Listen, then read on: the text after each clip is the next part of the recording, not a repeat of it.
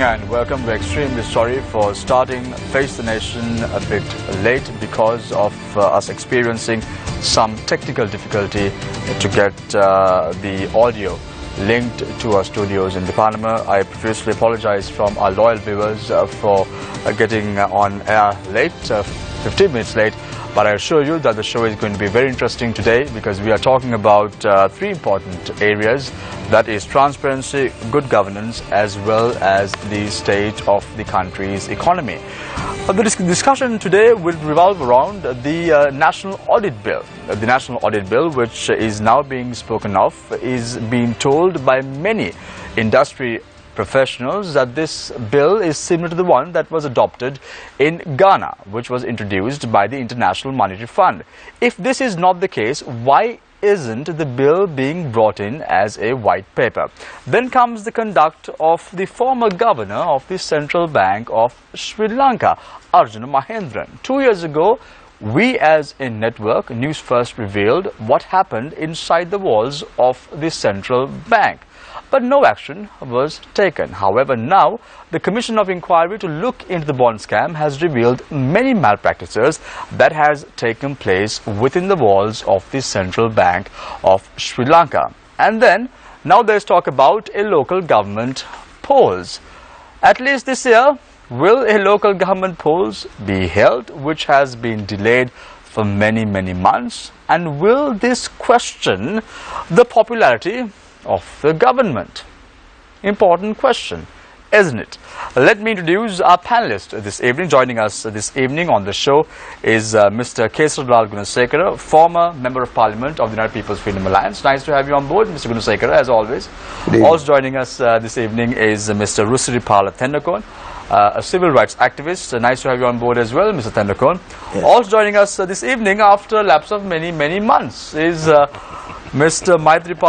Mr. Maitri Gunratne himself, former chairman of Lanka Coal, attorney at law. Where have you been, Mr. Gunratne? I have been around. You've been around, missing in action, but nice to have you on board. Let's start off tonight's show with Mr. Rusiripala Thendakon. Mr. Thendakon, transparency, good governance, and the state of the country's economy. Are you satisfied the way in which things are now progressing in Sri Lanka? Your time starts now. Yes. We are experiencing some certain things that we have never experienced in the political history in this country. We are watching a situation of ever increasing several items. The cost of living increasing, our hopefulness is increasing, the list of corrupt activities is day by day increasing, and the expected results or what the people expect do not happen, and we wait. Our wait is also becoming longer and longer, hopefully waiting. I don't know till when and till who does what we are waiting for. That is the situation of the country today. With regard to the promises that were given, that we eagerly waited to be fulfilled by the government, what we have to say is it's a sorry state of affairs, and we are all desperately waiting till something materializes for us to say yes, this promise has been carried out, and this promise has brought us some result. But still, we have to wait and see what is going to happen. We are not sure what the results would be. What's with the sorry state of affairs in Sri Lanka currently? This is not something that the people of Sri Lanka envisaged their future to look like. Yes, the people expected many changes. People expected several new experiences which they wanted to have, which they were eagerly waiting to have possess, but unfortunately everybody has been rather deceived in this game, and they are all waiting without experiencing or having any successful sort of result of what they wanted to have. Is it like a blame game that is taking place right now?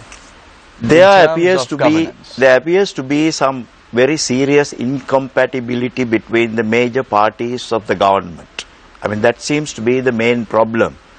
One, the government comprises of two main parties with divergent political visions, but people expected, in the interest of the country, in the interest of affairs that we were faced with, that these divergences will not surface and that they will somehow manage to do something fruitful to the country. Unfortunately, what we see today is those divergences and the differences of opinions and the policy differences are beginning to surface over and above everything, and that looks like the major cause for this entire unsatisfactory situation. But what is the future looking like as far as Sri Lanka is concerned? Are we going to see the corruption that is taking place right now continuing in the next few months? Will we see politicians filling up their pockets yet again, this time as well, in this regime, Mr. Tennakon? Yes. Having stepped out of a period with alleged to have had so much of corruption, full of corruption, we are now in a situation worse than before. The list of activities, list of events that are getting added on to the list of corrupt activities is day by day increasing. And apparently the most unbearable or unsatisfactory state of affairs with regard to that is there is no answer or reply or a solution to any of those matters anywhere in sight. Thank you very much, Mr. Rusripala Tennakon. No answers in sight for the moment. Something serious indeed. Mr. Tennakon is a civil rights activist. I now move my attention to Mr. Kesaralal Gunasekara, former Member of Parliament of the United People's Freedom Alliance. Mr. Gunasekara, is this what the people wanted? We are talking of a national audit bill now. Why isn't such a bill, which is of national importance, not being brought in as a white paper? Why is it being hushed away under the carpet? Are they planning to surprise the people again with a bill? Of course, this national audit bill has been on the cards for several years. I think it's more than 6 to 7 years. As to when it is going to see the light of day, we'll have to wait and see. Of course, there are so many concerns that have been raised from different parties, and they need to discuss those matters. Once all those discussions are completed, then finally the national audit bill will definitely come to Parliament. Many say that the bill is similar to the one that was adopted in Ghana. Why not bring in something that is similar to countries like Malaysia, which has success stories in their audit structure? Mr. Gunasekara. Well, the national audit bill, from whatever country it is, it has to be a success story. Otherwise, it's not worth introducing a bill of that nature. National audit bill will guarantee so many situations of fair play. And I feel that the government will have to discuss these matters and then come to some sort of an arrangement as to what the final bill is going to be. The National Audit Bill, collection of revenue, is something that has been articulated by the International Monetary Fund. Is the government trying to bring in this bill on the whim and fancy of the International Monetary Fund? No, I don't agree. I don't subscribe to that view at all. Of course, there will be pressures brought upon the government of Sri Lanka by so many quarters to move in the correct direction. But we need to discuss these matters. I'll give you a simple example. Many people will not agree with me, but the Human Rights Bill, I don't think it came at the correct time. Because today, if you really analyze the Human Rights Bill, if you really analyze it, you realize the wrongdoers seek protection under the Human Rights Bill. The majority are wrongdoers who seek protection. Of course, it has served its purpose, but at the same time, as to whether the society is fit enough to go through this exercise, because I feel that the society is several miles below and the human rights bill is several miles above. That concern was raised by me when this was introduced in Parliament by Professor G.L. Pierce. In fact, we had an argument at this consultative committee running to 2 hours. Not when I say we, several members who expressed their views on this matter. It's the same thing. Why isn't this... We always agitate for good governance, which is not wrong. But don't forget, we agitate for good governance. We got a government, you will have problems again. We agitated, we continue to agitate for local authorities, but once they come in, you say local authorities are not functioning. This is the bane of this country. But what's the point of... We do not have people with ethics.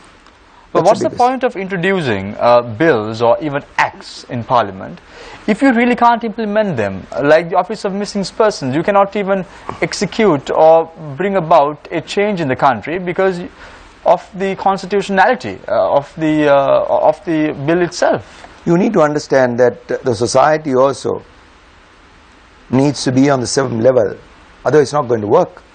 That is exactly what is happening with regard to so many bills. Is there transparency? Pardon? Is there transparency, Mr. Gunasekara? There is transparency. Of course, I must say that there is transparency. Yeah? There is. Of course, problems are there. You had to understand, we had problems in the previous government during the previous regime. And that's why the majority of the people of this country wanted a change. Fine. But don't forget, as far as the Parliament is concerned, 70 to 80% of the members have come back again. Where do we go? So you mean to say that there is transparency? There is transparency. So that means there's good governance as well? I did not say that there is good governance at the moment. To me, good governance will come in 15, 20 years. You can start now. It's not that easy. It's not an easy exercise. It's extremely difficult exercise. So what people voted for on the 8th of January 2015 is useless? No, I don't agree. The start has been made. The start has been made. It will take a long time. You will realize that because it's not going to be that easy. So as I said, people, professionals without ethics, we have a serious problem in this country. The majority of the professionals who we have in this country do not have ethics. Politicians do not have ethics. The majority of the politicians do not have ethics. Where do we go? So, Mr. Gunasekara, you say that there was no good governance in the previous regime and there was no I didn't say there was no good governance. I said the people wanted to change because things that were happening were bad. And then you said that on the 8th of January 2015, people chose otherwise. They wanted good governance. And then good governance will take time, will take at least 15, 20 years. What happens in another couple of years if there is a change of regime? Well, what happens then? We still will have to move in the correct direction. So where is the assurance in terms of good governance? The question here is as to whether we can move in that direction. I still feel that there are certain moves that have been made which is in the correct direction. Of course, you will have problems. Because as I said before, don't forget, it's 70 to 80% of the members who were there in the previous government or parliament are still back again. Thank you very much, Mr. Kesaralal Gunasekara, former Member of Parliament of the United People's Freedom Alliance. I now move my attention to Attorney at Law, Mr. Maitri Gunaratne, former Chairman of Lanka Coal. You are now the competent authority of Lanka Mineral Sands Limited. Am I right? That's right. Seems like a certain section wants you. Seems like another section doesn't want you. And this itself shows the division within governance, isn't it, Mr. Gunaratne? The question... I am trying to figure out your answer. Am I supposed to take it as no comment? No. I am looking at ways and means of getting out of it. It's not always that you can avoid it's a yorker. There you go. So does it seem that there is a division within the government itself? No, there not a division. I would say. I mean, it's debatable. What I feel is now. You have 3 minutes to debate on this topic. No, when I was at Lanka Coal, I think one of the biggest frauds which were perpetrated with regard to the power industry, I brought it to light. And from the very inception, the secretary to the ministry, Mr. Batagoda, and the present minister was not very keen that I was holding that seat as chairman Lanka Coal. So anyway, to cut a long story short, they saw to it that I was put out of the organization, thanks to one of the series of shows which I came and participated also. So I don't think even after this some strange news can so come our way. You are trying to say that the president wanted you there and the prime minister wanted you out? Well, no, actually I was appointed by the president there, but since things were getting a bit too uncomfortable for the minister and the secretary, they found that I should not be there and I was put out. But subsequently, 2 weeks thereafter, His Excellency the President appointed me as the chairman, as the competent authority of the Lanka Mineral Sands Limited. So now I'm functioning there. So as you say, I mean, I feel the fact that I brought this whole corrupt deal to light was accepted by the President, and he didn't want to, just chuck me out onto the street, and he has given me this opportunity to put this place right, this Lanka Mineral Sands Corporation right, because even that for the last maybe 15-20 years has not had a very good time. Who is the minister in charge of Lanka Mineral Sands? Is it minister the president in charge himself? is Mr. No, not under the President. It comes under Minister Rishad Baduri. So now you say, Mr. Gunratna, that you are not able to work at Lanka Coal because of the corruption that was taking place, and as a result of the pressure exerted by the minister and the secretary, you had to resign, you had to leave. No. I worked. Okay. In fact, at Lanka Coal, irrespective of the pressure which was mounted upon me, I worked. We reduced costs. Even the coal, we were able to purchase the coal under the spot tender scheme at the lowest. Now, if you take today the purchase of coal, I can take any bet. We are purchasing it $10 to $12 more than the normal price at the world market, and this was the problem. When I pointed out this, that we can purchase coal on the spot tender at $10 to $12 less than what we are buying it now, the powers that were there didn't want it to happen. So that's why they clearly wanted me out. And I didn't resign. I was removed. It was not a resignation. I was removed on the Auditor General's report. Auditor General gave a report with regard to the coal company and the whole Ministry of Power and Energy's operation with regard to the coal company from 2009 to 2016. Now the time span is from 2009 to 2016. So when the Auditor General found fault, the loss with regard to the coal power and the coal company was 4.1 billion.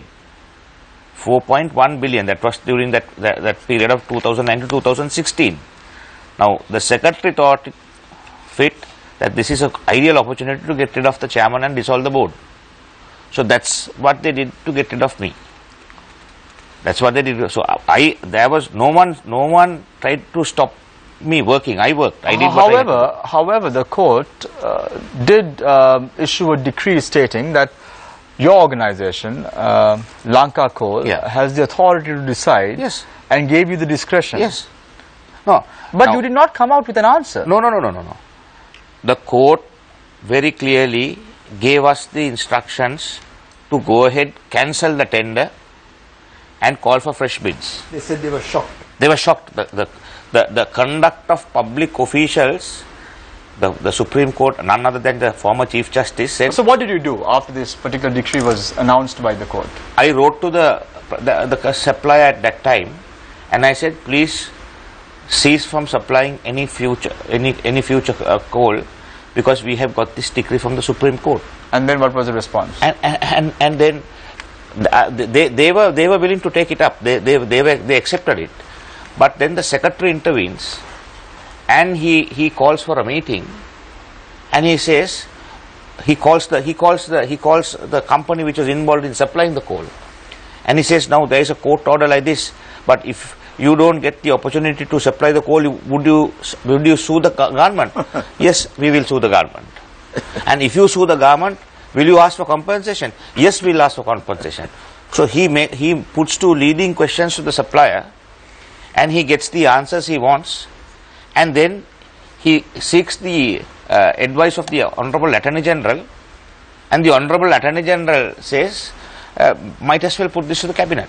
Mr. Gunratha, you are one of the individuals who fought against the previous regime, who wanted change. Yes. You stood with President Maithripala Sirisena. Yes.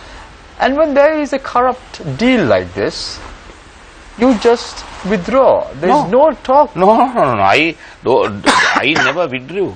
At every stage, every opportunity, I have exposed it. I have been within the system. I am in the system, and I am fighting the system. But are you not sad? No, I'm not sad. I'm not sad. Now I realize. You're sad for the country. Yeah, I'm sad for the country, but now I realize that you need more and more people in the system, fighting the system. Otherwise, you cannot get rid of this. It is like an infection. I mean. Now I have another question. Who are you trying to get rid of, Mr. Gunratha? No. What I'm saying is not an individual per se. No, not an individual per se. No, the whole public sector.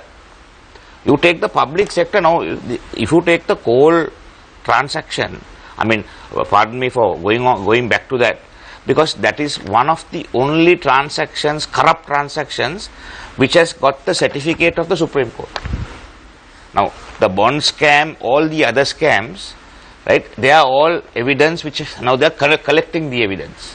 But whereas the coal tender, the Supreme Court has given a judgment that it has, the conduct of public officials have shocked the conscience of the court, and the cabinet has been misled. Now, who misleads the cabinet? Who misleads the cabinet? The cabinet paper is prepared by the secretary to the ministry.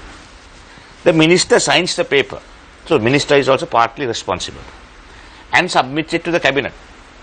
Cabinet approves it. And subsequently, the court discovers that the cabinet has been misled. Now, who is misleading the cabinet? Who is misleading the public? These are the officials who are doing it. Thank you very much, Mr. Gunratha. We, of course, will delve deeper into the issues within the government in a moment. We introduce our journalist this evening. On to my right is Nadim Majid. On to my immediate left is Chaturanga Haporachi. And on to my far left is Charita Fernando. So let's start off with the lady, Charita. Thank you, Sham. I would like to start with Mr. Gunratha.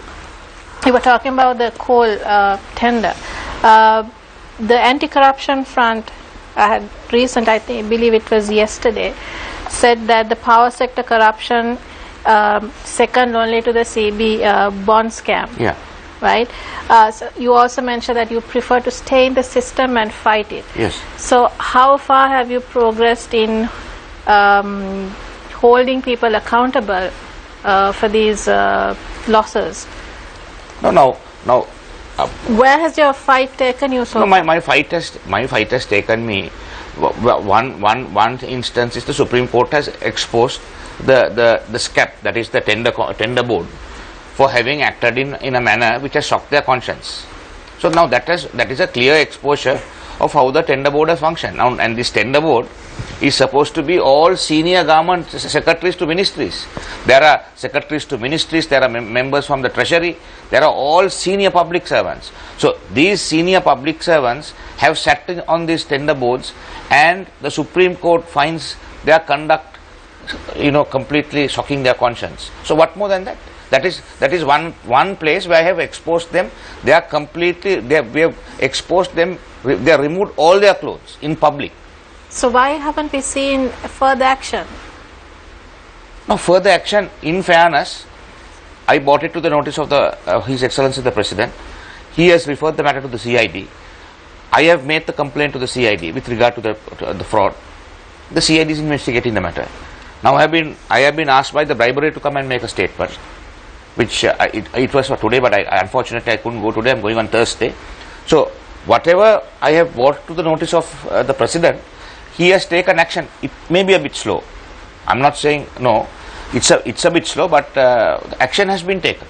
Apart from the President, how would you assess support coming from other quarters in the government? Can you specify other quarters? Within your party itself. I don't have a party. I've been kicked out of my party. Unfortunately, Charita, Mr. Gunratnam was ousted from the only political party that I have been kicked out of my party. I don't have a party. I'm a man without I'm asking for registration now. But there is a group that is fighting corruption, right? Yeah. So apart from the President, what kind of support are you getting?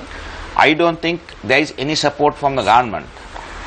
Individually, if you take the President as an individual, he has taken all steps he has taken to preserve good governance. Now, for instance, the central bank issue. The central bank issue, when the Honorable Prime Minister insisted that the former governor should continue, it was the President who appointed Mr. Kumaraswamy as the governor. Having done that, he completely arrested that issue there.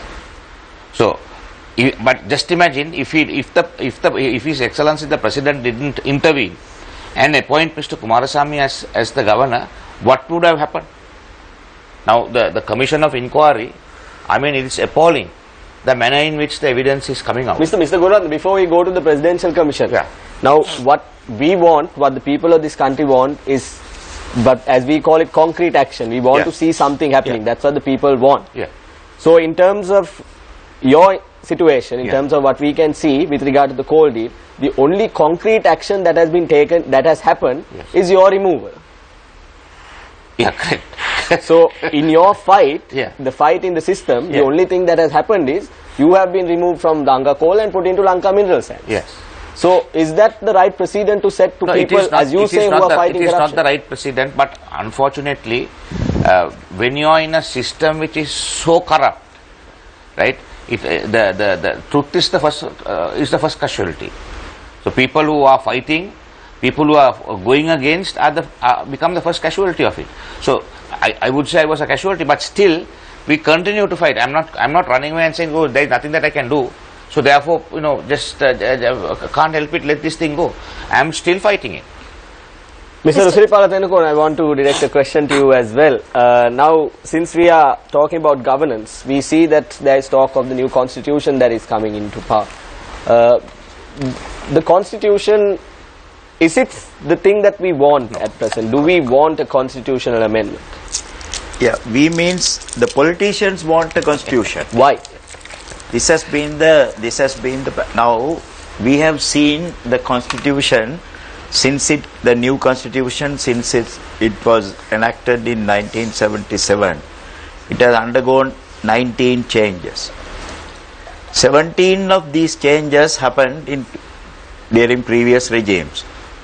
About 13 amendments came in the first regime, the people who brought in the constitution. Now other things followed, one or two. But when you look at all those constitutional amendments, what do you see? Has there been a major amendment in the interest of the public, or in the interest of the people, or in the interest of the country? If you see the first few amendments that have gone through during the UNP regime, the people who brought in this constitution, with so much of opposition at that time by the people in the opposition, what were those changes? Those changes were for their survival, for their continuance, for their own requirements. Do you think that's what will happen this time also? No.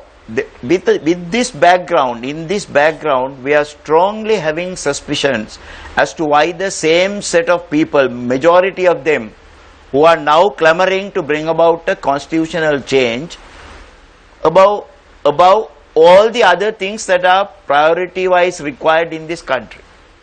So therefore, I look at it with a very suspicious mind.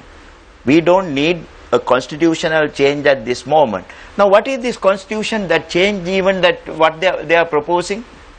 Are they proposing any drastic major changes in the interest of the country? Now, what we saw, we wanted to have a system of bringing in, voting in some good people into the parliament in the first place. Now, what happened? Sans that part, other things were passed. Some few other things were passed as under the 19th Amendment. But the most important thing for good governance is to bring in a good, right thinking people into the parliament. That part was omitted. All these people, both sides, they were together, united in doing that. Therefore, the public in this country should understand that these constitutional changes that are now proposed are not in the interest of the public. They are in the political interests are to be served, and they want them done because for their own sake, as they have done it in the past. Mr. Gunasekara, you've been an MP in Parliament before. Do you agree with what Mr. Tennakoon is saying, that the Constitution is not being brought in with the interests of the people at heart? Do you believe, for example, that the devolution of power, decentralization, etc. is not in the best interest of the people? Well, the question is, you have to look at the Constitution, and you have to look at the new draft.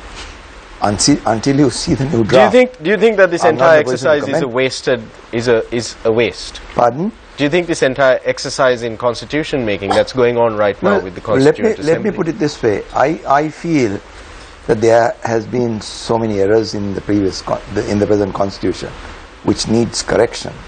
As to whether we can do that, I don't know. But those things have to be corrected. Mr. Gunasekara, now to widen the tax net, the government slapped more taxes on vehicle imports, right?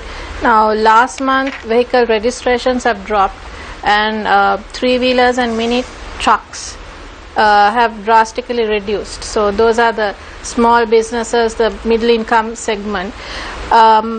So we are one of the countries that spend around between 26% to 175% more in taxes when importing vehicles when compared to a country of a similar economy. On the other hand, we see the government spending a colossal amount of money to bring down luxury vehicles for ministers and MPs. So looking at this, where do you think, or how do you think the economy is heading, or the management of the economy? Where are we heading in terms of managing our economy? I think you touched on the Inland Revenue Department as such, because when you say taxes, now I fundamentally feel that the Inland Revenue Department needs to be overall. Some say it has to be revamped. I use the term overall because I feel that the department has not been successful in getting the revenue that it should get. But they have increased, the revenue coming in has increased from. No, the question is this: the government also needs to understand taxing the same party, the same person is not going to help. They need to widen the tax base. As to how you're going to widen is something that they have to discuss as far as the department is concerned. I feel this system, where the self-assessment has been introduced, is very successful. As to why we are not proceeding with that to all corners of the country, I don't know, because it helps to net in a lot of revenue to the Inland Revenue Department. Mr. Tennakoon, now if you look at inflation, it's been rising from February, and now again with the taxes on vehicles affecting the lower middle income segment and delays in local government elections, how would this impact the survival of the current government? with inflation rising, with people are the burden of taxes. How is the survival going to be with all these problems? Yeah, the survival is a question of creating hopes, giving hopes to people, extending the target date beyond the limits every time they speak. First, in 1 year, the issues will be settled. Then they say in 5 years. Now they have fixed the target for 2020. So the country to come back to normal, they are waiting till 2020. No, but that's so that is the solution for survival. But Mr. Tennecoon, there are things on sale right now. You have the National Carrier on sale, Sri Lankan Airlines. You have Water's Edge on sale. You have the Colombo Hilton on sale. You have the Grand Hyatt on sale, and then the Grand Oriental Hotel on sale. So you have steps being taken by the government to put the less revenue-making institutions on sale. This is the least that any government could do. Is this economic planning? Selling the family silver is the last thing that anybody would do. Now so this you government are saying that the National Carrier is it really selling the family silver? I mean, what business does the government have being in the hotel business? No, you see, in that How case... can you call the hotel business the family if you take the Water's Edge, now although the government is in business, they are doing extremely well with Water's Edge. They are making a hell of a profit at Water's Edge. Yeah, so why are you selling it's it? the job of a government to run the country. Nothing, yes. Why is the government selling it if it's making revenue? No. Why they are trying to sell it is because the government needs money, so they think that a profit-making venture can be sold at a better price. No, if you have a policy decision, you have a policy decision by the government that we are dissociating ourselves from these areas, then it is okay. We can all get into that and argue and agree on those things. But here is a situation where when you are in need of funds, you take these decisions. You take these decisions, which is wrong. That is not a policy decision.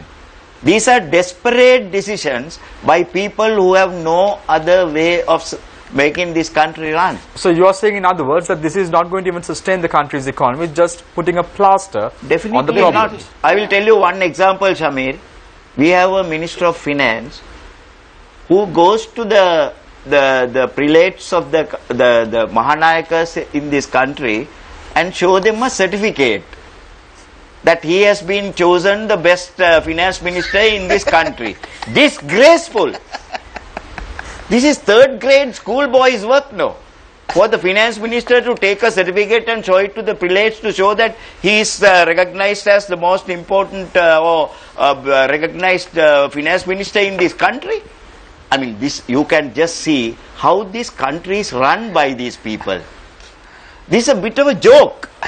I'm sorry to say this, but Mr. you know, this is the standard. Mr. Tennecoon, you said that. Mr. Gunath, I want to ask you a question. Now, with everything that we're talking about right now, however, Mr. Gunasekara disagreed in the first round and said that there is transparency in the country. We know at present that there is a lack of communication from the side of the government when it comes to mega projects, when it comes to all the projects that are being carried out. Doesn't this transparency lack translate into lack of I beg your pardon, the lack of communication translate into lack of transparency, because we don't know what is happening? No, if you cannot keep the people informed as to what you are doing, then the people are in the dark. So as a result of that, what will happen is they are going to get disgruntled and frustrated.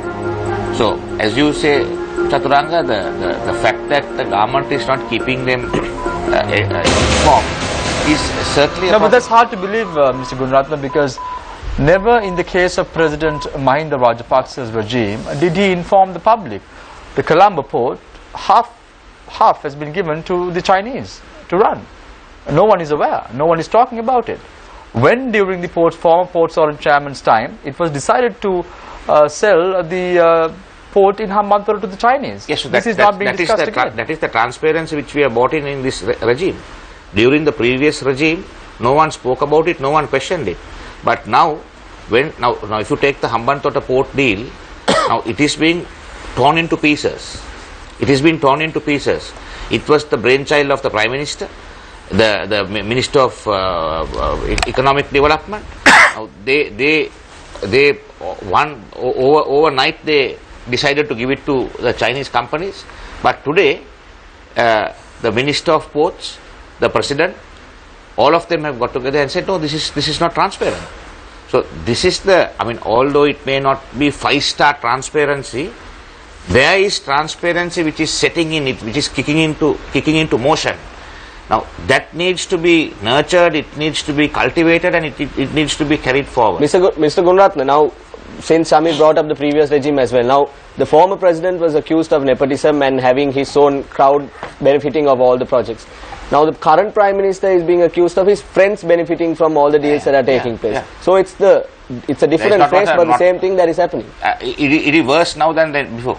You think so? I think so. Why do you think so? No, because if you take the actions of the central bank itself, if you take the actions of the central bank, and if there is a change of regime, it will be much easier to get those people to book than what this government has been doing for the last 2 years. Mr. Gunratna, I have a question with regard to this central bank bond controversy.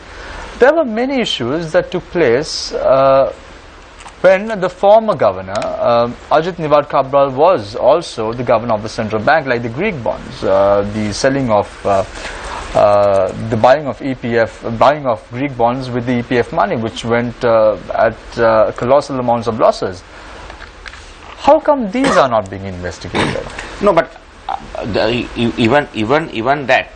Now, the FCID was put into motion after this government came into power. Right? That has not happened. Our complaint is that. So you are an attorney at law. Many attorneys at law who comes on the show say justice takes time. No. What is your thought? 2 years is far too long. 2 years is far too long.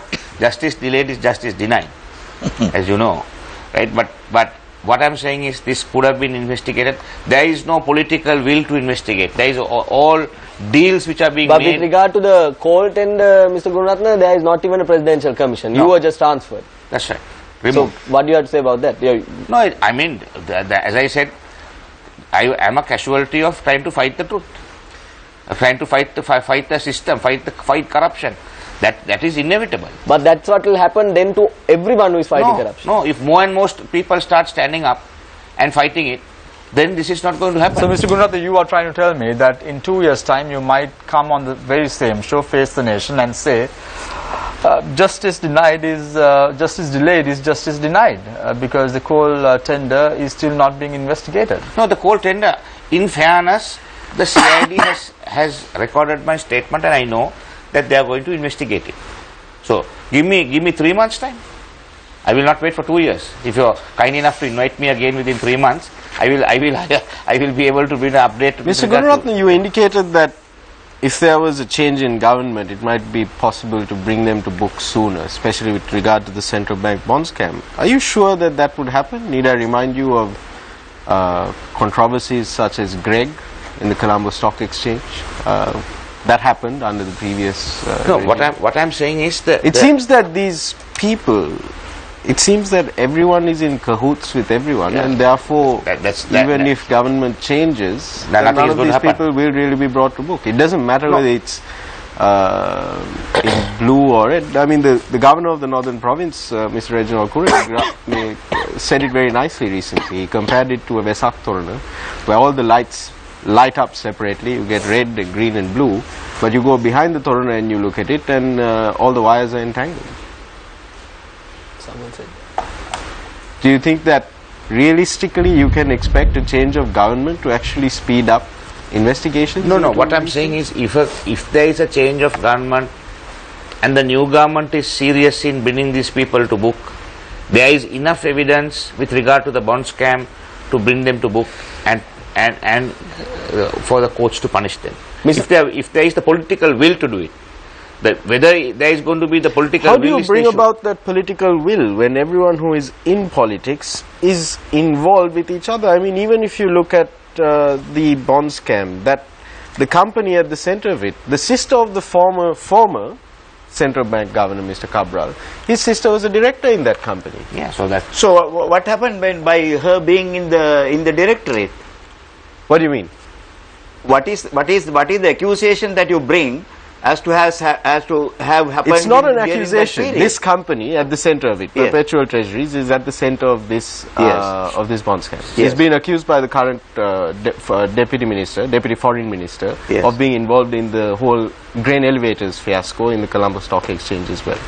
So there are clear conflicts of interest with bringing these people to book. When you consider I the want to fact, interrupt you for a second, if you don't mind, please. You want to know what happened during the tenure of the sister of the former governor of the central bank was in the board of Perpetual Treasuries. Yes. 3 million rupees Yes. was swindled out. That is public money. Whether it's 1 million or whether it's 50,000 rupees, when it's 10 rupees, it's a public money. So that's the issue that Nadeem just brought. I thought I'll just enlighten Mr. Tennakoon about what happened during this he period was in talking question. about this bond scam thing. I mean, nothing of this sort. it's has not just the happened bond scam, before. Mr. Tennakoon. Yeah. It's so many things that have happened before course, it. What's there are to so many other indicate that things, even yeah. if these people do come back into power, that anything will really change, because all the wires, like the back of that Torana, are entangled. Mr. I need to go for a short commercial break, gentlemen. I'll let you all pose the questions to our panelists today, but very quickly, Mr. Gunasekara, are you optimistic, as Mr. Gunaratna, that in 3 months' time that the coal tender issue would be resolved? You have to be optimistic. You have to be optimistic. I'm putting the same question to Mr. Tennakoon. Are you optimistic, as Mr. Gunaratna, that in 3 months' time that you would have some concrete answers to the coal tender? Your smile says no to me. Am I supposed to take it as a no? I would prefer not to answer that. Thank you very much, gentlemen. We're going for a short commercial break. What a way to escape the question. I don't want to comment. We're going for a short commercial break. Stay connected. Stay with Face the Nation. We'll be right back.